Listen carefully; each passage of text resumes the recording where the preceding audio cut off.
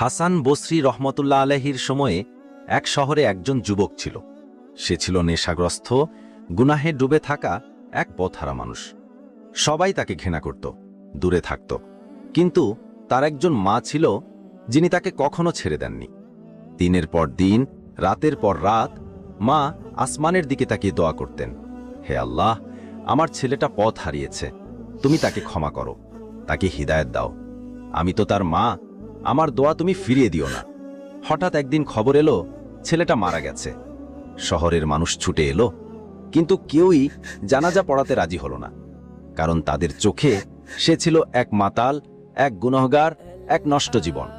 অবশেষে লোকেরা গিয়ে পৌঁছালেন মহান আলেম হজরত হাসান বসরি রহমতুল্লাহ আলাইহির দরজায়।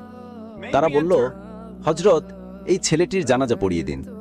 হাসান বসরি রহমতুল্লাহ আলাইহি জিজ্ঞেস করলেন, সে কেমন ছিল? মানুষ বলল,